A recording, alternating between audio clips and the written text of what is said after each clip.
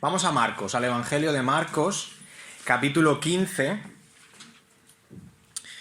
y vamos a leer desde el 25 hasta el 39.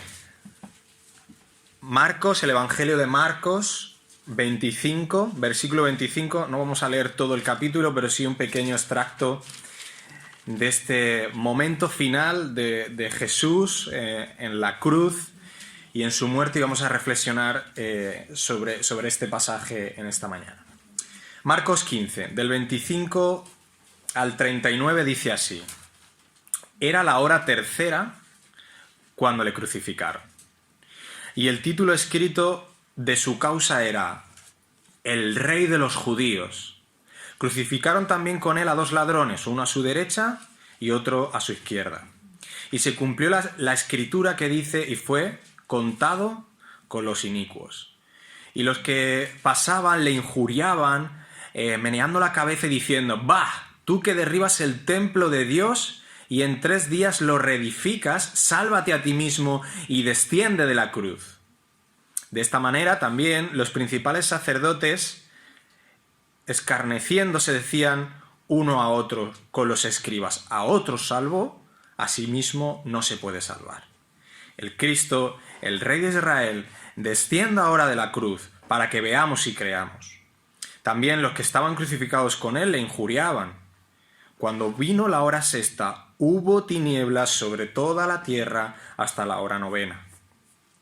Y a la hora novena Jesús clamó a gran voz diciendo: «Eloí, Eloí, lama sabactani», que traducido es: Dios mío, ¿por qué me has desamparado?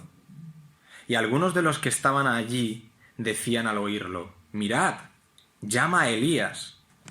Y corrió uno y, empapando una esponja de vinagre y poniéndola en una caña, le dio a beber diciendo: «Dejad, veamos si viene Elías a bajarle». Pero Jesús, dando una gran voz, expiró. Entonces el velo del templo se rasgó en dos, de arriba abajo. Y el centurión que estaba frente a él, viendo que después de clamar había expirado así, dijo: «Verdaderamente este hombre era Hijo de Dios». Señor, te pedimos que tu palabra haga tu obra a través del Espíritu Santo en nuestros corazones en esta mañana. En el nombre de Jesús. Amén. Amén. Marcos utiliza en esta descripción del Evangelio, de la muerte de Jesús, unas descripciones que otros evangelistas no hacen. Él tiene una peculiaridad y procura poner una diferenciación visual que a algunos artistas les encantaba hacer en la época, y es una interacción entre el contraste de la luz y la oscuridad, o de la oscuridad y la luz. Y en los 4 evangelios, los evangelistas, los autores, se esfuerzan por mostrar los acontecimientos importantes que se produjeron, especialmente el que tuvo que ver con la muerte de Jesús.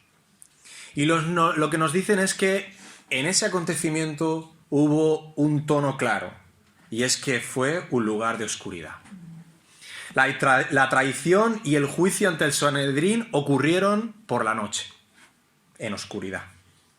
Pero ahora, en el momento real de su muerte, qué curioso, porque aunque es de día, el texto nos acaba de explicar que hubo una oscuridad inexplicable. Desde el mediodía hasta la media tarde, dice el texto que toda la tierra quedó en oscuridad. Mirad, fijaros bien, en el original dice, y lo que acabamos de leer, la hora sexta.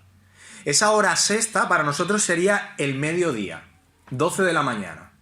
Y dice que a la hora novena, que sería para nosotros las 3 de la tarde, mientras Jesús estaba muriendo, había total oscuridad. Desde las 12 del mediodía hasta las 3 de la tarde, 3 horas completas, donde, por ejemplo, en un lugar como el de aquí, como el de Murcia, tendríamos un sol radiante. Cuando Jesús estaba en la cruz agonizando y muriendo, nos dice el texto del Evangelio que en aquella época estuvo completamente oscuro. Y hay muchas personas que han intentado explicar este fenómeno como una causa natural. Algunos han especulado diciendo que pudo ser un eclipse. Pero lo cierto es que la oscuridad provocada por un eclipse sabemos que dura unos minutos. Otros hablan incluso de que en aquel momento se podría haber ocurrido un tipo de tormenta de arena desértica que en aquella época, cuando había mucha intensidad de este tipo de tormentas, podía llegar a tapar el sol durante varios días. Pero es que el texto nos dice que Jesús está muriendo justo en la Pascua y la Pascua coincidía con una estación muy húmeda. Por lo tanto, es muy poco probable que hubiese habido una tormenta desértica. Conclusión: 3 horas de oscuridad por pura obra sobrenatural. No hay un fenómeno natural que pudiera justificar por qué durante esas 3 horas hubo oscuridad. Fue un fenómeno sobrenatural. Y ahora veremos por qué durante 3 horas hubo completamente oscuridad. En la Biblia, la oscuridad durante el día se interpreta como una señal de disgusto o de juicio de Dios. El mayor ejemplo de este fenómeno lo tenemos en la oscuridad que ocurre en Egipto, que fue cuando en la penúltima plaga, justo antes de la primera Pascua, esto aparece en Éxodo 10 del 21 al 23, dice que cuando hubo esa oscuridad, sabemos por el texto de Éxodo que Dios estaba juzgando en ese momento al pueblo. Y lo que nos dice el texto es que Marcos refleja que Jesús en ese momento da un grito porque está a punto de morir. Y está a punto de morir y lo está haciendo diciendo: Dios mío, ¿por qué me has abandonado? En la cruz, Jesús experimentó el abandono de Dios. Dios mío, me has desamparado. Mirad, si yo después de que terminara una reunión como esta o en la iglesia donde nos estamos congregando en Alicante y alguno de los miembros o hermanos se me acercara y me dijera algo así como: no quiero volverte a ver nunca más, pues me afectaría. Lógico. Pero si eso ocurriera porque me lo dijera mi mujer: no quiero volver a verte y a hablarte más, ¿cómo pensáis que me afectaría? Pues muchísimo más, porque sabemos que cuanto más tiempo pasamos con una persona, cuanto más tiempo amamos, mucho más nos afecta que nos quieran dejar.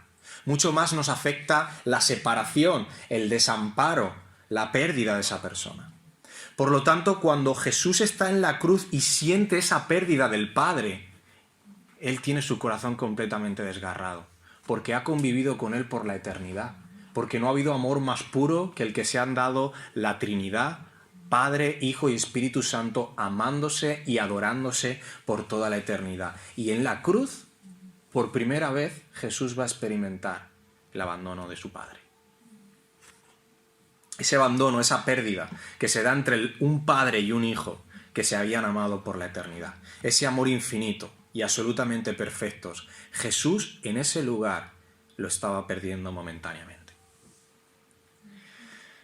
Y Jesús, el creador del universo, por quién y para quién son todas las cosas, estaba completamente deshecho en ese lugar tan tortuoso. Porque Jesús en ese sitio estaba experimentando nuestro día del juicio. Jesús en ese lugar dijo: Dios mío, ¿por qué me has desamparado? Y esto no fue una pregunta retórica que Jesús estaba haciendo.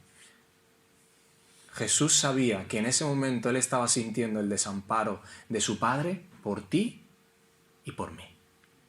Jesús en ese lugar se vio abandonado por Dios, al cual amaba por toda la eternidad. Se amaban por toda la eternidad. Se vio abandonado para que tú y yo nunca más nos viésemos abandonados.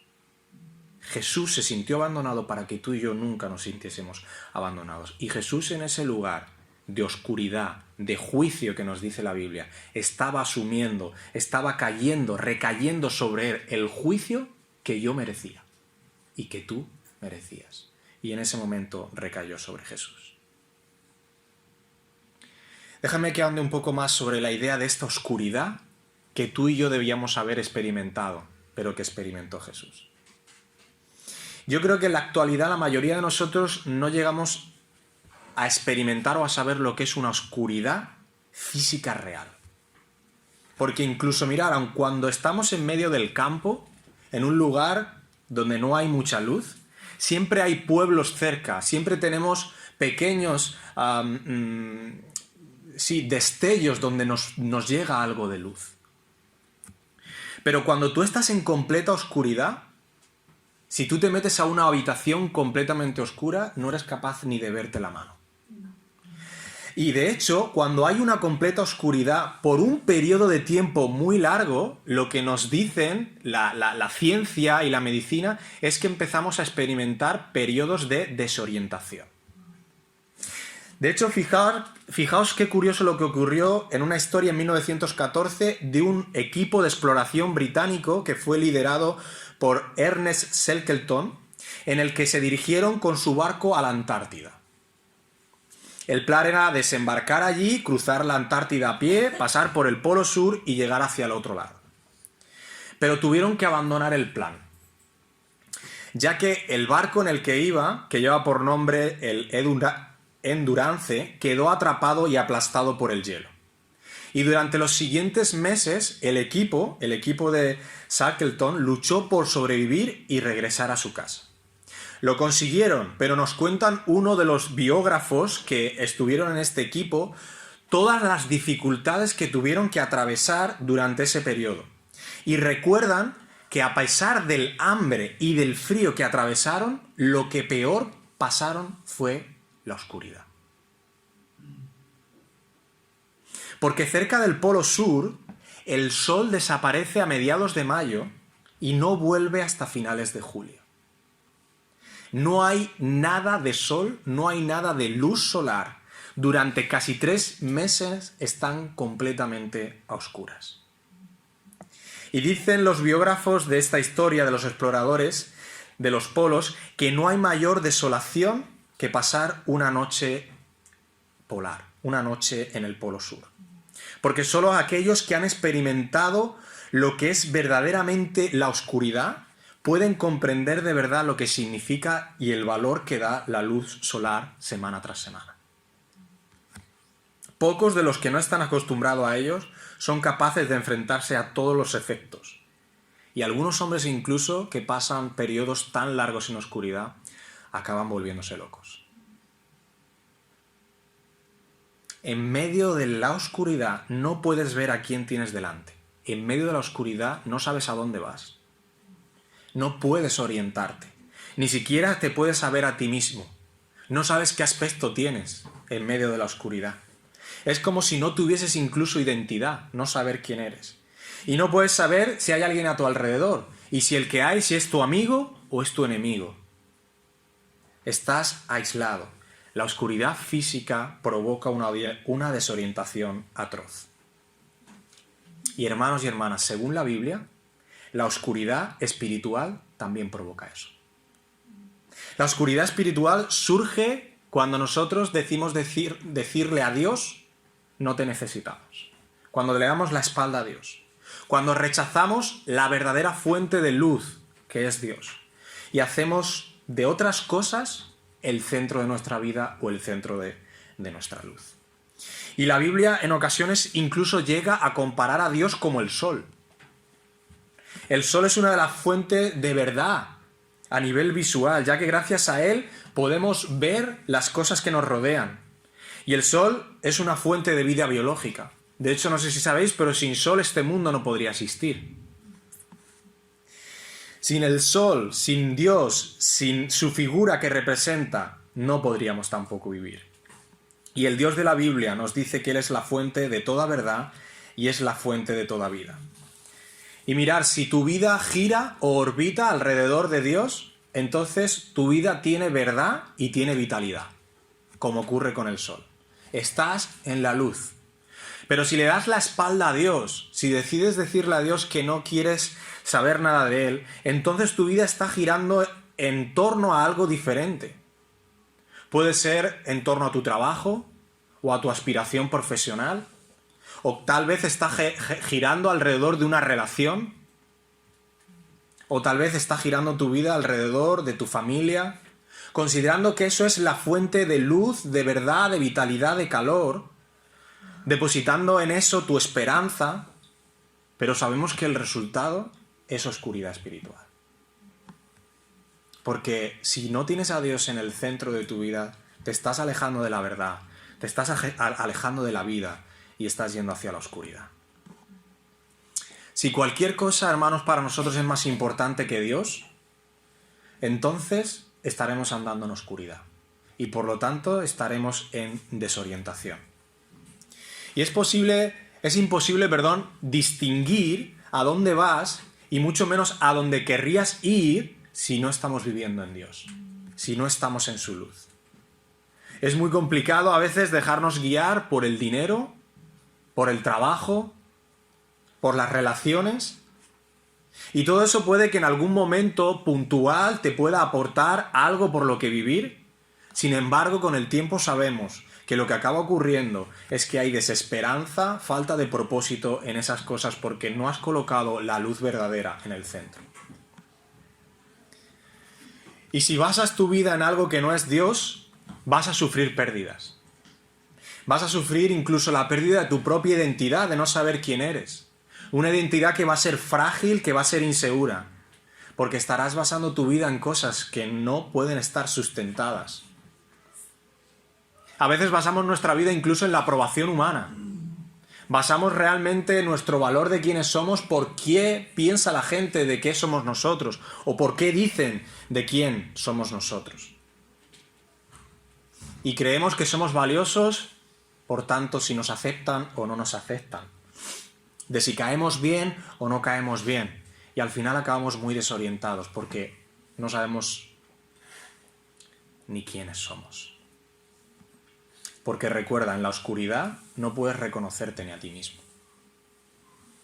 Y además, en la oscuridad estamos aislados espiritualmente. Estamos atrapados por las cosas, por la manera de vivir, pero siempre hay un anhelo de miedo, de susto, de estar incluso enfadados, irritados. Incluso el orgullo puede llegar a nuestro corazón. O te dejas llevar por el sentimiento de lástima.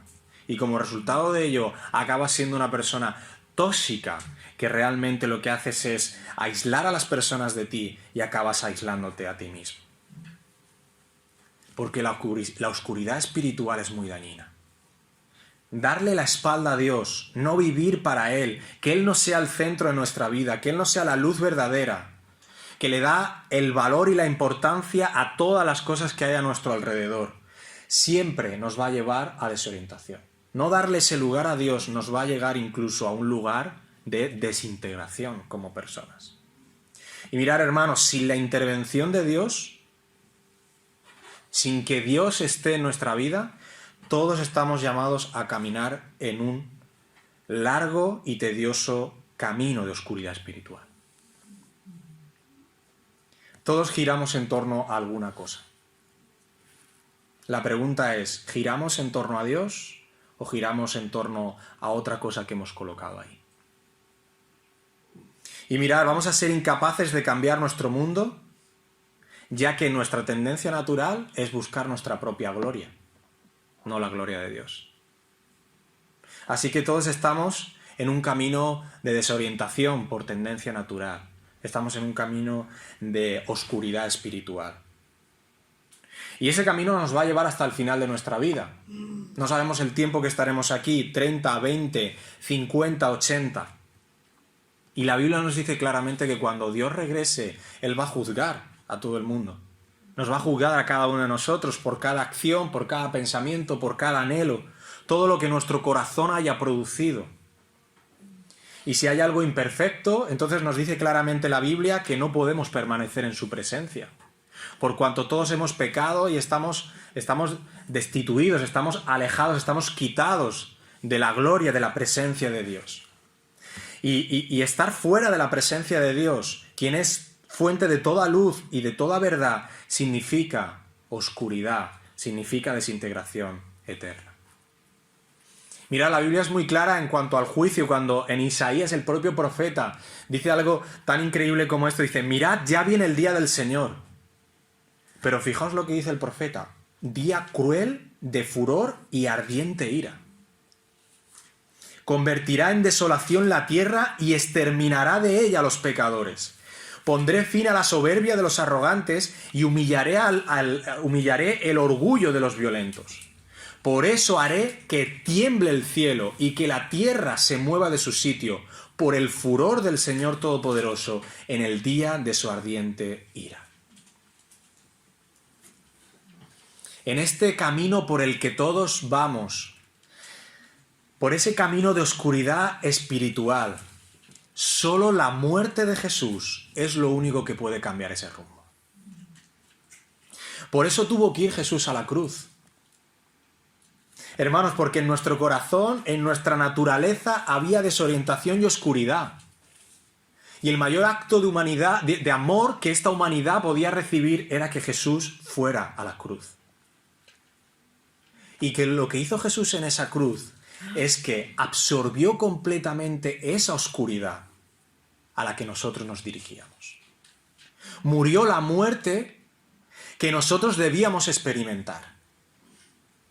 Jesús murió esa muerte que nosotros debíamos experimentar para salvarnos del juicio, de este juicio ardiente de ira que nos está hablando el profeta Isaías, para que nosotros pudiésemos vivir en luz y en vida y en la presencia de Dios.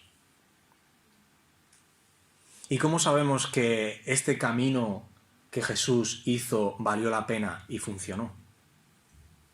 Vuelvo a leer la parte final del texto que hemos leído, desde el 35 al 39. Cuando lo oyeron algunos que estaban cerca, dijeron: «Escuchad, está llamando a Elías». Y un hombre corrió y empapó una esponja en vinagre, la puso en una caña y se la ofreció a Jesús para que bebiera. «Dejadlo a ver si viene Elías a bajarlo», dijo. Entonces Jesús, lanzando un fuerte grito, expiró. La cortina entonces del santuario del templo se rasgó en dos de arriba abajo. Y el centurión que estaba frente a Jesús, al oír el grito y ver cómo murió, dijo: «Verdaderamente este hombre era el Hijo de Dios». Mirar, la cortina del templo no era una tela fina. Pesaba mucho y era muy gruesa. De hecho, hay algunos estudiosos que dicen que creen que esta cortina podía llegar a tener el tamaño de un muro. Y es curioso porque nos dice que esta cortina lo que estaba haciendo era separar el lugar santísimo, que era donde moraba la gloria, la Shekinah de Dios, del resto del templo. Es decir, esta cortina separaba al pueblo de la presencia de Dios.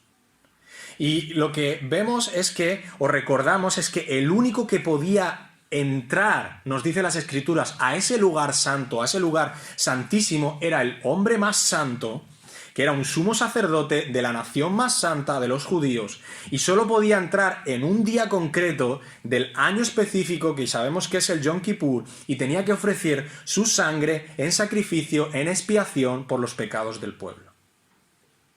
Muy bien, pues en el momento en el que Jesús muere, nos dice el texto bíblico que la cortina se rajó en dos. Que la cortina, nadie podía en ningún momento pensar que esa cortina se podía rajar en dos. De hecho, me gusta el matiz del texto porque dice que se raja de arriba a abajo. Porque alguien podría pensar, si se ha rajado de abajo a arriba, alguien le ha dado un tijeretazo, ¿verdad? No, se rasgó de la parte más alta de arriba hacia abajo, con un grosor de casi como el tamaño de un muro. Solo algo sobrenatural hizo que en ese momento la cortina se rajara en dos. Y lo que nos estaba queriendo decir esto claramente es que en ese momento Jesucristo, al morir, Él estaba consiguiendo que de verdad pudiésemos acceder por y para siempre a la presencia de Dios. Porque lo que antes significaba un sacrificio largo y tedioso, ahora el sacrificio lo estaba haciendo Jesús por nosotros. Ahora Jesús, que había muerto, todo lo que podíamos tener como limitación para acceder a la presencia de Dios, en la persona de Jesús, ahora el camino había sido abierto. La barrera que había ha desaparecido para siempre. El camino de acceso al Padre ha sido reencauzado y ahora podemos acceder a la presencia de Dios. Y esto, hermanos, es posible y nos cuenta las Escrituras que es gracias a que Jesús pagó por nuestros pecados en la cruz. Ahora cualquiera tiene acceso al Padre. Cualquiera puede entrar a la presencia de Dios gracias a lo que Jesús hizo en la cruz por nosotros. Y para asegurarnos de que hemos entendido esto, me encanta que Marcos, de nuevo en el Evangelio, va a hacer de inmediato una muestra para darnos cuenta de que lo que Jesús estaba haciendo ahí era algo único, histórico y el mayor acto de humanidad. Y es el último versículo que hemos leído, y es la figura del centurión. Y con esto quiero terminar.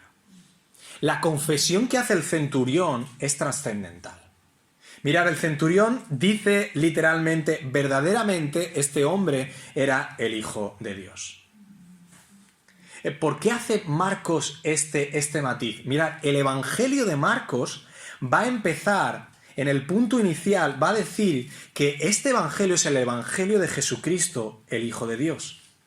Y en todo el Evangelio no vamos a encontrar ningún ser humano que haya dicho de nuevo esta afirmación.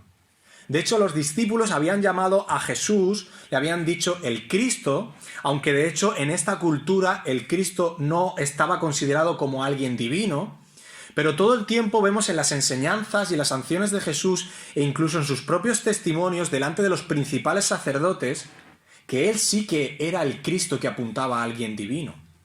Y de hecho esto generaba curiosidad en la gente y muchos preguntaban, ¿quién es este? Pero la primera persona que entiende lo que Marcos va a decir al principio del Evangelio, de que Jesús verdaderamente de que Jesús es el Hijo de Dios, lo va a hacer el centurión justo en la muerte de Jesús. Y qué matiz más interesante el que hace aquí Marcos, porque mirad, es un hecho increíble la figura de este centurión. Mirad, en la época romana, en esta época, habían unas monedas típicas romanas en las que la inscripción decía claramente Tiberio César, hijo del divino Augusto. La única persona, por decirlo de alguna manera, que un hombre romano que fuera leal hubiese llamado a alguien hijo de Dios, se lo hubiese dicho al César. Pero este hombre llama así a Jesús. Le llama, verdaderamente este hombre es el Hijo de Dios. Y mirar, no estamos ante un hombre noble en las funciones de la Guardia Romana. Estamos ante un hombre que es veterano. Porque los centuriones no eran nobles, no eran principiantes. Los centuriones tenían rasgos de categorías de ascensos militares. Es decir, eran personas que habían militado en el ejército y habían ido ascendiendo hasta alcanzar el rango más alto. Así que este hombre posiblemente no había visto una, ni dos, ni tres muertes, había visto muchas muertes e incluso había presenciado muchas muertes de la tortura más cruel de la época, que era la crucifixión. Y ahí estaba un hombre que seguramente tenía un corazón duro y cruel, porque para él la muerte era algo natural. Pero algo debió perforar su corazón. Algo debió ocurrir en el corazón de este centurión romano, porque su oscuridad espiritual fue rota. Fue la primera persona que reconoció y confesó la deidad de Jesús. Recordad, este centurión dijo al ver morir a Jesús, verdaderamente este hombre es el Hijo de Dios. En toda la historia del Evangelio de Marcos no hemos encontrado otra afirmación como esta. Solo el autor va a introducir el Evangelio diciendo que Jesús es el Hijo del Hombre. Y va a cerrar el Evangelio en la boca de un centurión romano diciendo, verdaderamente este hombre que está aquí es el Hijo de Dios. Qué dos contrastes tan llamativos entre el centurión y el resto de personas que están viendo los momentos finales de la vida de Jesús. Los discípulos, a quienes Jesús había anunciado una y otra vez que iba a llegar ese día, estaban asustados, confundidos, estaban llenos de temor. Los líderes religiosos habían tenido delante de sus ojos a la misma sabiduría de Dios y la habían rechazado. Pero ahí estaba este centurión. ¿Qué fue lo que perforó la oscuridad de este del corazón de este hombre, del centurión? ¿Qué es lo que de repente hizo ver la luz al corazón de este hombre? Pues esto es lo que yo creo. Creo que hizo brillar la luz en su oscuridad, el grito de Jesús diciendo y viendo cómo murió.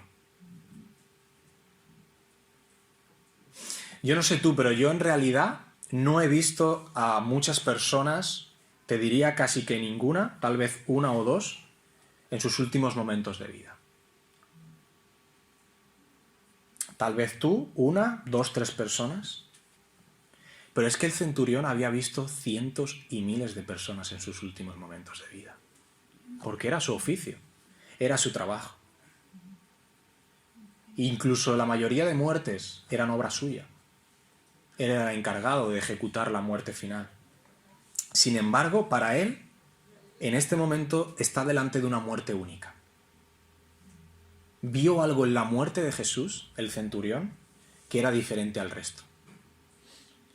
Y yo creo que la ternura de Jesús, a pesar del terror, a pesar del maltrato, creo que fue lo que hizo atravesar la dureza del corazón del centurión.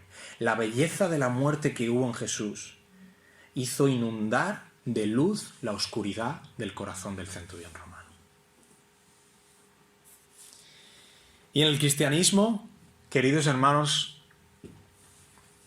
la única fe religiosa que dice que Dios mismo sufrió, que Dios mismo gritó de sufrimiento, es el cristianismo. Pero, ¿qué tiene de bueno el sufrimiento? Para los seguidores de Jesús que estaban allí, no tenía nada de bueno. De hecho, nosotros en algunos momentos también lo pensamos. Que aquello que estaba haciendo Jesús, morir con tanto sufrimiento, que no tenía ningún sentido. Pero al final sus seguidores, al igual que nosotros, nos hemos dado cuenta de que en ese sufrimiento que Dios estaba atravesando había algo inmensamente bueno para nosotros. Había algo realmente poderoso para nosotros. Porque en ese sufrimiento hemos sido testigos del mayor acto de amor que Dios ha dado a la humanidad. Del mayor acto de poder y el mayor acto de justicia que este mundo podía contemplar. Dios vino al mundo, sufrió y murió en una cruz para que tú hoy tengas la oportunidad de poder reencontrarte y vivir en la presencia de Dios. Es la prueba suprema de amor que alguien podía hacer por la humanidad. Y mirar, cuando sufres, yo sufro y estoy convencido de que tú sufres, y estamos a veces experimentando oscuridad. Déjame recordarte que en medio de ese absurdo de oscuridad, Jesús está con nosotros y Él sufrió igual por nosotros. Que en medio de esa realidad en la que nosotros también experimentamos a este lado de la eternidad el sufrimiento, podamos recordar que el Jesús de las Escrituras no nos deja solo en el sufrimiento. Porque Jesús nos dice que aunque andemos en el valle de sombra de muerte, Él está con nosotros. Que su vara y su cayado nos infunden aliento. Dios no nos ha garantizado que en medio del sufrimiento nos deje solos. Dios nos ha garantizado que en medio del sufrimiento Él estará con nosotros. Jesús no nos ha garantizado que no experimentaremos sufrimiento, porque Él lo experimentó, sino que Jesús nos dice que en medio del sufrimiento Él nos sostendrá y estará con nosotros. Y recuerda que gracias a esa tortuosa y sufriente cruz, esa muerte que experimentó Jesús, ese mal transitorio que Él tuvo que atravesar, fue gracias a que ahora nosotros podamos ver su luz. Una luz bella, una luz superior que ningún mal puede alcanzar, porque el mal ya cayó sobre el corazón de Jesús y fue vencido en su corazón. La única oscuridad, hermanos, que podía destruirnos ya ha sido destruida, porque Jesús la destruyó en la cruz por nosotros. Démosle honra y gloria a Él en un día como hoy que recordamos este inicio de la pasión, porque lo que Jesús ha hecho por nosotros no lo ha hecho nadie. y la mayor tortura e ira que podía recaer sobre nosotros, tenemos que estar gozosos porque ya no va a recaer en nosotros, porque recayó sobre Jesús, para que hoy nosotros, en vez de vivir en oscuridad, podamos vivir en luz. Amén. Amén. Oremos. Señor, gracias porque el Evangelio y lo que tú has hecho en la cruz da sentido y propósito, esperanza, libertad, luz, vida a nuestros corazones y a nuestras vidas. Gracias por lo que has hecho en la cruz y en este domingo en el que recordamos que inicia ese camino a ese lugar tan duro al que tú fuiste, que nos recuerde y te demos gloria y honra y haya gozo en nuestro corazón, porque pudiendo estar completamente desorientados y perdidos en oscuridad, tú has traído luz a nuestros corazones gracias a que tú venciste la oscuridad. Venciste, Señor, esa muerte, que era una muerte que recaía sobre nosotros, una muerte espiritual, y has venido a darnos vida y vida en abundancia. Que nos gocemos en ello y podamos también transmitir a otros lo que tú has hecho en nuestras vidas. En el nombre de Jesús. Amén.